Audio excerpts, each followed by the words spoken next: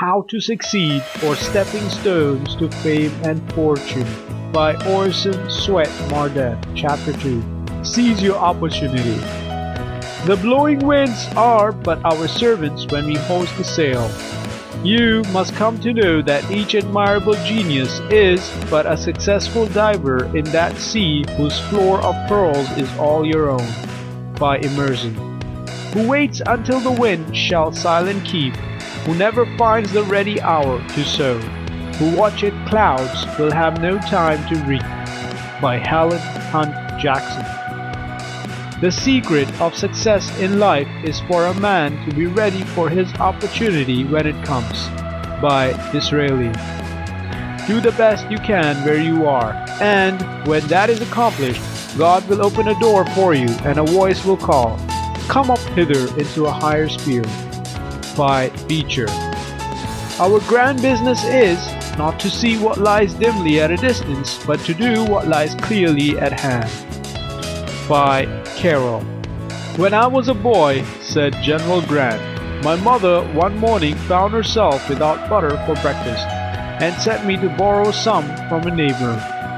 Going into the house without knocking, I overheard a letter read from the son of a neighbor, who was then at West Point, stating that he had failed in examination and was coming back home. I got the butter, took it home, and without waiting for breakfast, ran to the office of the congressman for our district. "Mr. Hammer," I said, "will you appoint me to West Point?" "No." "Is there?" "And has 3 years to serve." "But suppose he should fail, will you send me?" Mr. Hammer laughed. "If you don't go through, no use for you to try, you lie. Promise me you will give me the chance, Mr. Hammer, anyhow." Mr. Hammer promised. The next day the defeated lad came home, and the congressman, laughing at my sharpness, gave me the appointment. "Now," said Grant, "it was my mother's being without butter that made me general and president." But he was mistaken. It was his own shrewdness to see the chance, and the promptness to seize it, that urged him upward. "There is nobody," says a Roman cardinal, "whose fortune does not visit once in his life, but when she finds he's not ready to receive her, she goes in at the door and out through the window." Opportunity is coy. The careless, the slow, and the observant, the lazy fail to see it, or clutch at it when it has gone. The sharp fellows detect it instantly, and catch it when on the wing. The utmost which can be said about the matter is, that circumstances will and do combine to help men at some periods of their lives, and combine to thwart them at others. Thus much we freely admit, but there is no fatality in these combinations, neither any such thing as luck or chance, as commonly understood. They come and go like all other opportunities and occasions in life, and if they are seized upon and made the most of, the man whom they benefit is fortunate. But if they are neglected and allowed to pass by unimproved, he is unfortunate. "Charlie," says Moses H. Grinnell to a clerk born in New York City, "take my overcoat tip to my house on the 5th Avenue." Mr. Charlie takes the coat, mutters something about, "I'm not an errand boy. I came here to learn business," and moves reluctantly. Mr. Grinnell sees it, and at the same time one of his New England clerks says, "I'll take it up." "That is right. Do so," says Mr. G. And to himself he says, "That boy is smart. He will work." And he gives him plenty to do.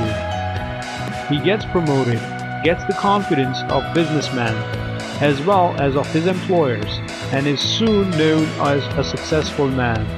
The youth who starts out in life determined to make the most of his eyes and let nothing escape him which he can possibly use for his own advancement, who keeps his ears open for every sound that can help him on his way, who keeps his hands open he may clutch every opportunity, who is ever on the alert for everything which can help him to get on in the world, who seizes every experience in life and grinds it up into paint for his great life's picture, who keeps his heart open that he may catch every noble impulse and everything which may inspire him, will be sure to live a successful life.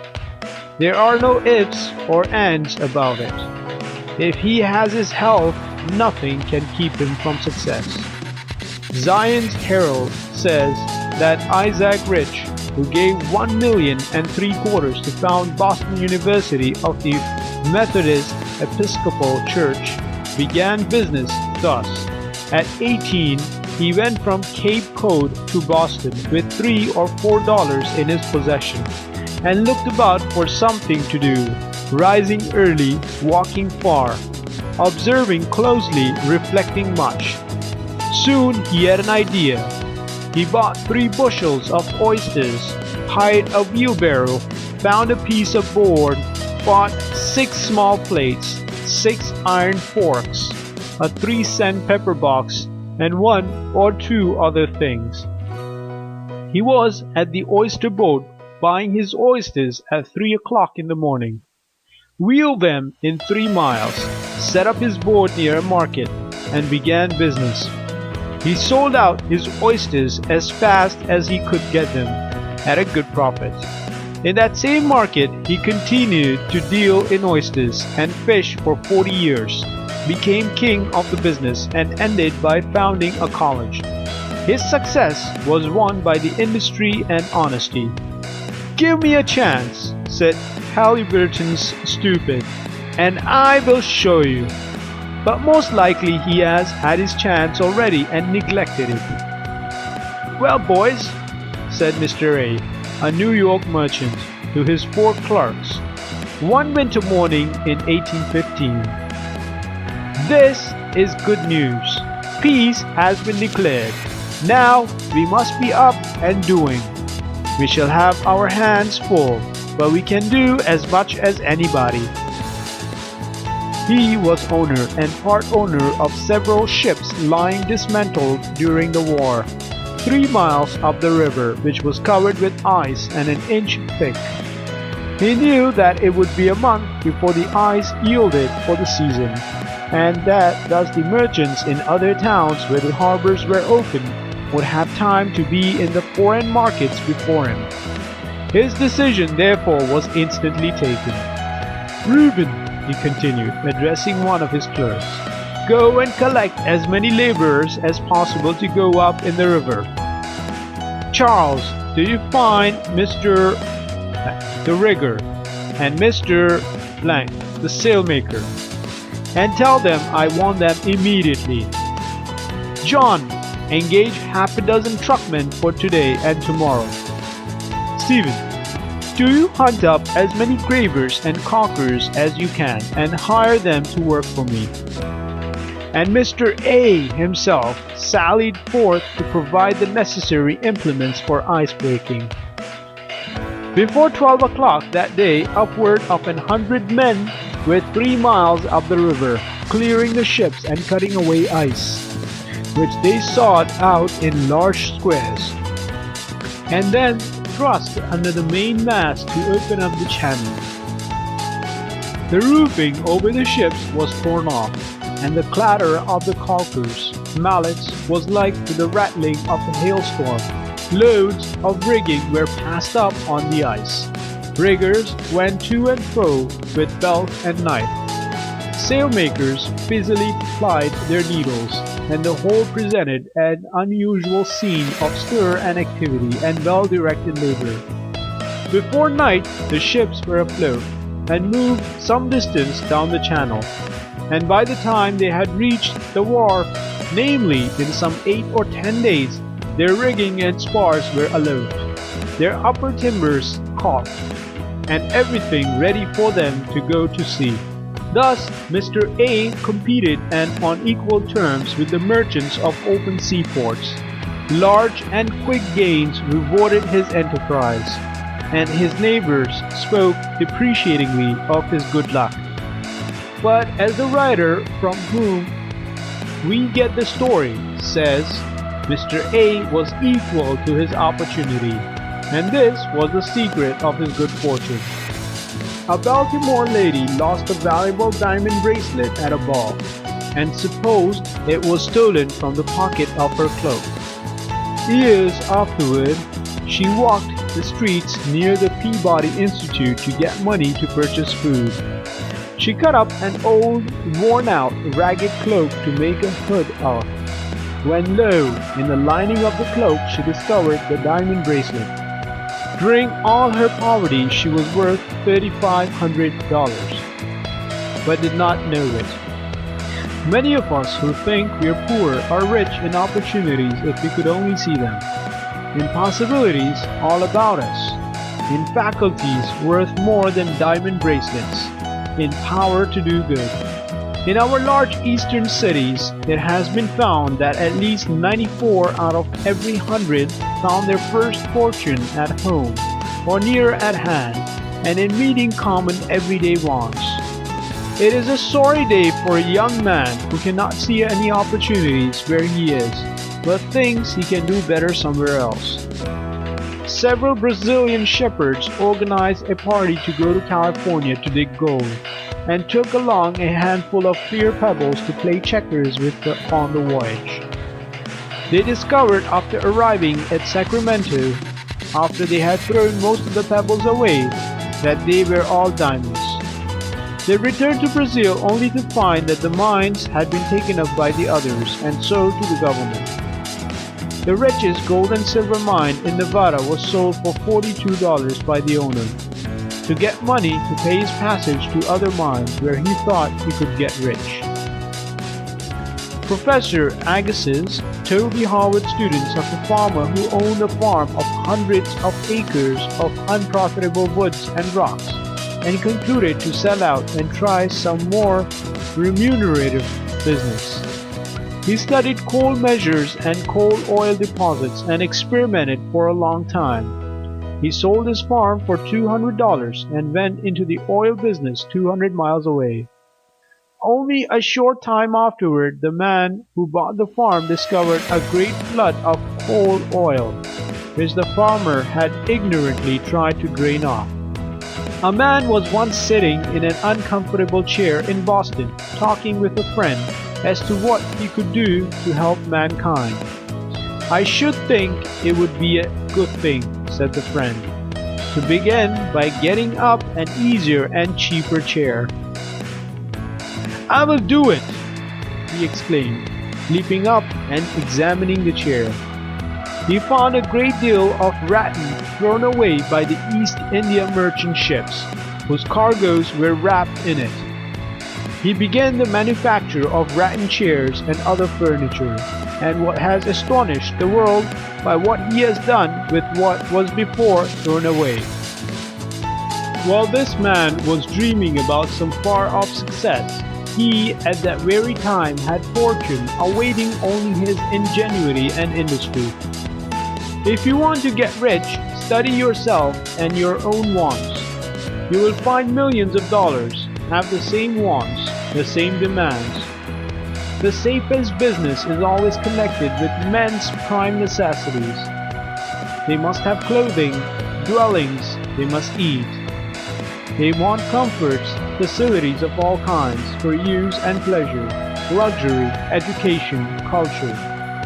Any man who can supply a great want of humanity, improve any methods which men use, supply any demand or contribute in any way to their well-being, can make a fortune. But it is detrimental to the highest success to undertake anything merely because it is profitable. If the vocation does not supply a human want, if it is not helpful, if it is degrading, if it is narrowing, don't touch it. A selfish vocation never pays. If it belittles the manhood, blights the affections, dwarfs the mental life, chills the charities, and shrivels the soul, don't touch it. Choose that occupation, if possible, which will be the most helpful to the largest number.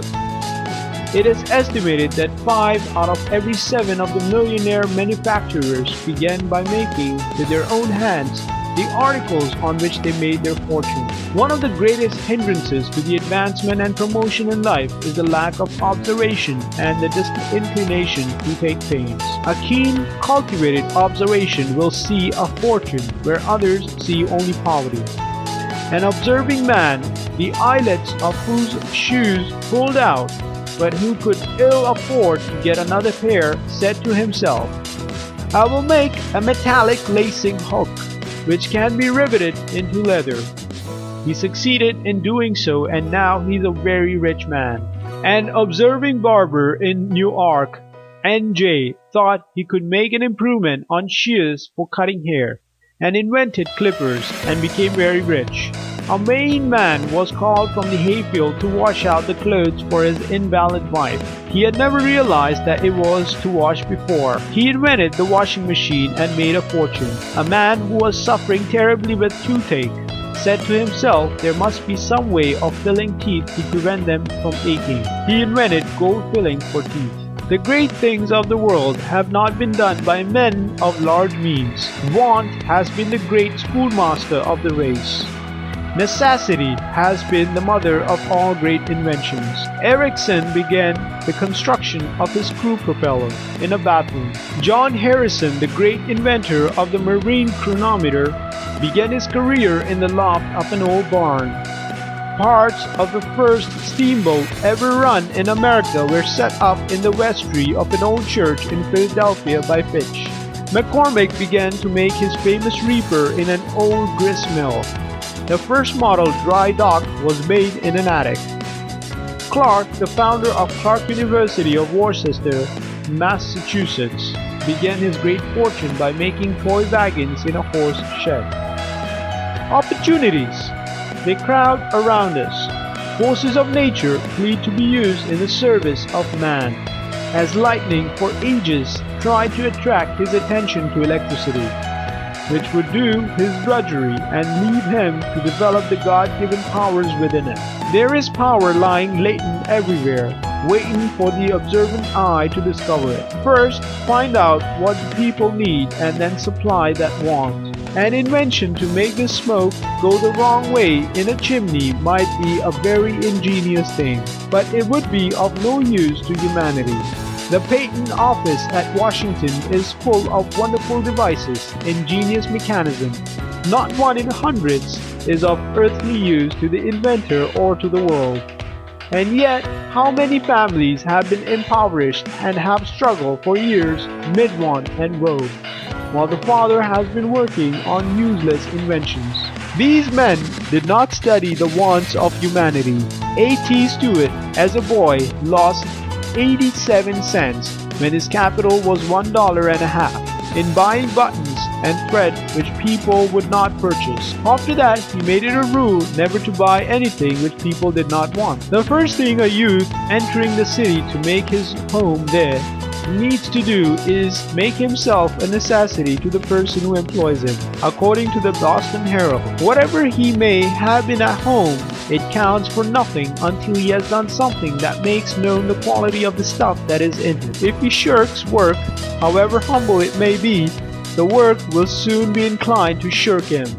But the youth who comes into a city to make his way in the world and is not afraid of doing his best, whether he's paid for it or not, is not long in finding remunerative employment. The people who seem so indifferent to employing young people from the country are eagerly watching for the newcomers, but they look for qualities of character and service in actual work before they manifest confidence or give recognition. It is the youth who is deserving that wins his way out to the front, and when once he has been tested, his promotion is only a question of time. It is the same with young women. There are seemingly no places for them where they can earn a decent living, but the moment they fill their places worthily, there is enough room for them, and progress is rapid. What the city people desire most is to find those who have the ability to take important places, and the question of gaining a position in the city resolves itself at once into the question of what the young persons have brought with them from home. It is the staying qualities that have been inwrought from childhood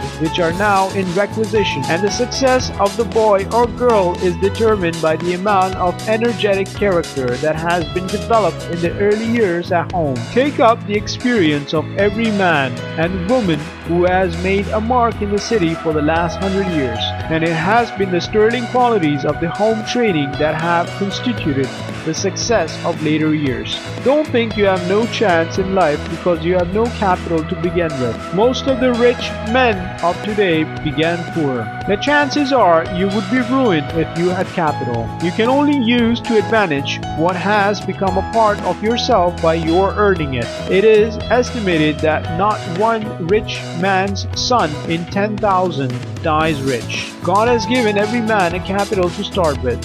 We are born rich. He is rich who has good health, a sound body, good muscles. He is rich who has a good head, a good disposition, a good heart. He is rich who has two good hands with 5 chances on each. Equipped? Every man is equipped as only God could equip him. What a fortune he possesses in the marvelous mechanism of his body and mind. It is individual effort that has accomplished everything worth accomplishing in this world. Money to start with is only a crutch, which, if any misfortune knocks it from under you, would only make your fall all the more certain. End of chapter 2.